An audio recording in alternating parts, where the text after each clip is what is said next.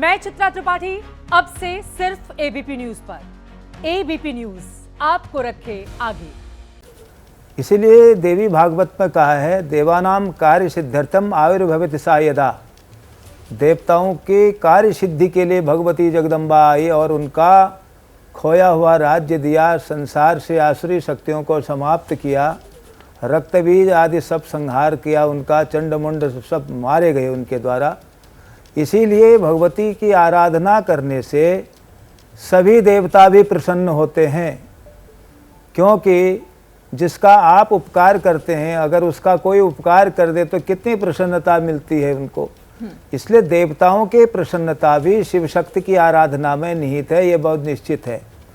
इसीलिए आज ये प्राचीनतम पर्व विजयादशमी तब से सृष्टि से लेकर के अब तक भारतवर्ष में लगातार चला आ रहा है। और त्रेता युग में भगवान श्री रामचंद्र जी ने विजयादशमी 9 दिन नवदुर्गा आराधना करने के बाद, विजयादशमी के दिन अपराजिता शक्ति की आराधना के बाद लंका में सेना का प्रवेश किया था। वस्तुतः आज विजयादशमी के दिन रावण नहीं मारा गया। मैं कई बार आपके चैनल से और अन्य चैनलों ने भी इसको फॉलो किया था, चूँकि रामलीलाओं में 10 दिन की रामलीला होती है और 10वें दिन रावण को पुतला दहन करके सोचते हैं कि आज हमने रावण मार दिया, इसी दिन मरा होगा। ये इतिहास का गलत सूचना वहाँ बताना भी चाहिए लोगों को। हम लोग बताते हैं क्योंकि राम रावण का युद्ध 11 महीने चला और प्राचीन युद्ध नीति के आधार पर वर्षा विगत शरद ऋतु आई। भगवान कहते हैं वर्षा विगत गई है, चली गई, अब शरद ऋतु आ गई। शरद से युद्ध प्रारंभ होते थे, जैसे आजकल जेनेवा एक समझौता युद्ध के नियमों का। तो इसलिए शरद ऋतु में विजयादशमी आराधन करने के बाद ही युद्ध हुआ करते थे और 11 महीने ये युद्ध चला। और पौष के महीने में अमावस को, और एक इतिहास पूष कहता है, एक चैत्र अमावस कहता है, तब भगवान चैत्र शुक्ल पक्ष को अयोध्या में लौट के आए 14 वर्ष पूरा करने के बाद। वस्तुतः ये भी ठीक है जो लोग कहते हैं रावण आज के दिन मारा गया, वस्तुतः रावण मर ही उस दिन गया था जिस दिन विजया पर्व का उत्सव भगवान राम ने मना दिया। भगवती की आराधना में आया है, जया में जागृतः पातु विजया पात पृष्ठतः। जब हम भगवती पराम्बा, भगवती जगदम्बा चंडिका की आराधना करते हैं, त्रिपुर भैरवी त्रिपुर सुंदरी भगवती के विजयादशमी को, उस अपराजिता शक्ति के, तो अपराजय का आशीर्वाद उसी समय मिल जाता है। रावण की पराजय वस्तुतः आज के ही दिन होगी। फिर तो युद्ध लीला रूप में चलता रहा। भगवान राम ने अहंकार, वस्तुतः कई दफ़े दिया जाता है, रावण मूलतः मोह है। भगवान वाल्मीकि रामायण में लिखते हैं मोह दशमौली और मेघनाथ दशमौली माने रावण। मोह मूल कारण, रावण के विनाश का मोह, सोने की लंका का मोह अभी हम दिखा रहे हैं, आप दिखा रहे हो, पटना से दिखाई दे रहा है जी। भगवान ने शंकर है ना, कुबेर से सारी सोने की लंका कुबेर के लिए बनी थी, लूट दिया रावण ने। तो इसलिए लूटी हुई वस्तु को दग्ध होना ही पड़ेगा। दूसरे को लूटने के बाद जो संपत्ति अर्जित करते हैं, ये भी संदेश है, वो संपत्ति खाक में मिल जाती है। बिल्कुल बिल्कुल सही आप कह रहे हैं, और यही तो इसका उद्देश्य भी है। अलग अलग जगहों पर अलग अलग तरीके से, क्योंकि हर दशहरे का धार्मिक महत्व अलग है, सामाजिक महत्व अलग है, इसका सांस्कृतिक महत्व अलग है, लेकिन इन सबका उद्देश्य एक है, बुराई पर अच्छाई की जीत। और इसी को सेलिब्रेट किया जाता है। इसी संदेश के तहत हर साल विजयदशमी का पर्व मनाया जाता है। दशहरे के दिन रावण को प्रतीक के तौर पर दहन उसका किया जाता है। हम आपको लिए चलते हैं, हमारे कुछ सहयोगी अलग अलग जगहों से जुड़ गए हैं और वो दिखाएंगे कि आखिर कितनी तैयारियां हैं, किस तरह की अंतिम रूप अब रावण दहन की जो तैयारियां हैं उसे दिया जा रहा है।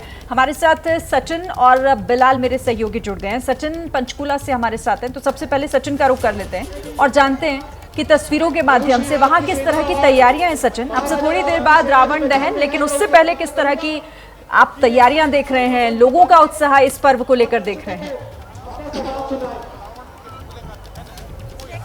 जी देखिए, मैं पंचकुला में हूँ। पंचकुला का ये दशहरा ग्राउंड है जहाँ पे हर साल जो है ये दशहरा मनाया जाता है। रावण को रावण को जलाया जाता है। सामने आप देखेंगे तो 151 फीट 151 फीट ऊंचा ये रावण का पुतला है, जिसको थोड़ी देर में आग लगाई जाएगी। तो उससे पहले जो है श्री रामचंद्र और रावण की सेना में युद्ध जो है वो होगा, प्रतीकात्मक युद्ध होगा ये। और उसके बाद जो है रावण का वध होगा। रावण के वध के बाद जो है रावण के इस पुतले को जो है, जो बुराई के प्रतीक के तौर पे यहाँ खड़ा है, उसको आग लगाई जाएगी। यहाँ पे दशहरा ग्राउंड है और यहाँ पे मुख्यमंत्री जो है नायब सिंह सैनी, वो भी थोड़ी देर में पहुँचेंगे, क्योंकि ये बिल्कुल चंडीगढ़ के साथ लगता है। तो चीफ मिनिस्टर यहाँ पहुँचेंगे और यही दशहरा ग्राउंड है जहाँ पे मुख्यमंत्री जो हैं 17 अक्टूबर को शपथ भी लेंगे मुख्यमंत्री के तौर पर। हरियाणा में बीजेपी चुनाव जीती है, पर फिलहाल आप देखेंगे तो सामने जो है एक प्रतीकात्मक युद्ध जो है उसकी भी शुरुआत हो गई है। रावण के पुतले के साथ जो है एक प्रतीकात्मक युद्ध चला है श्री रामचंद्र और रावण की सेना के बीच में। अब इसके बाद जो है रावण का वध होगा और रावण का वध होने के साथ ही जो है रावण के इस पुतले को जो है जलाया जाएगा, जो बुराई पे अच्छाई की जीत का प्रतीक है, असत्य पे सत्य की जीत का प्रतीक है। सामने जो आप धमाके सुन रहे हैं, ये असल में जो सिंबॉलिक प्रतीकात्मक जो लड़ाई चल रही है इस वक्त श्री रामचंद्र और रावण की सेना में, ये उसकी आवाज़ है। और इसी लड़ाई के बाद जो है रावण का जो है प्रतीकात्मक वध जो है यहाँ पे किया जाएगा। तो तमाम यहाँ प्रशासन की तरफ से भी तमाम एहतियात जो हैं वो रखे गए हैं। और ये दशहरा ग्राउंड जो है काफ़ी बड़ा है और यहाँ हर साल बड़ा धूमधाम से दशहरा जो है ये मनाया जाता है। सामने आप देख सकते हैं कितना बड़ा पुतला है रावण का। 151 फीट जो है 151 फीट ऊंचा ये पुतला है, जिसको जो है अभी जलाया जाएगा। प्रतीकात्मक वध जो है वो रावण का किया जाएगा।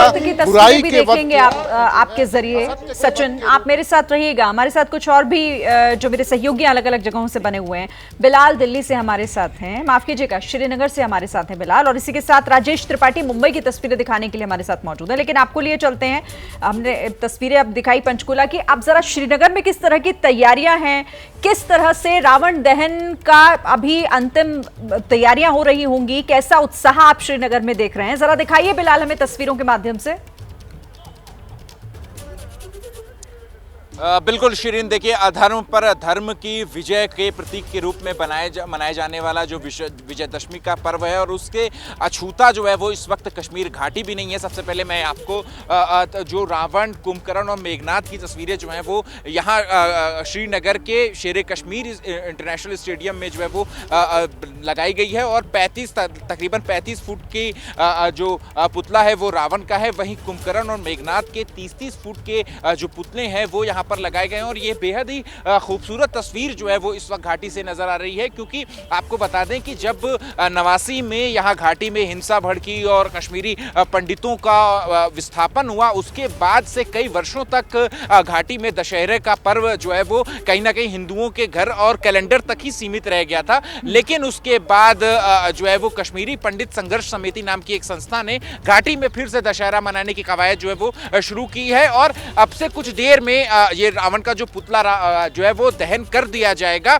लेकिन और इसके लिए जो भीड़ है वो भी धीरे धीरे यहाँ पर जुटनी जो है वो शुरू हो गई है। हर वर्ग, हर उम्र के लोग जो है वो यहाँ इस वक्त शेर कश्मीर स्टेडियम का रुख जो है वो कर रहे हैं। और ये जो यहाँ पर जो रावण के पुतले का दहन जो है वो यहाँ पर किया जाएगा, इसका गवाह बनने के लिए जो है वो यहाँ पर अब धीरे धीरे भीड़ जो है वो यहाँ पर जुटना भी जो है वो शुरू हो गई है। और इसके अलावा आपको ये भी बता दें कि ना सिर्फ रावण के पुतले का अभी तो तैयारियों में थोड़ा समय और है, रावण दहन में अभी थोड़ा समय और है, तो मैं आपके पास फिर से लौटूंगी।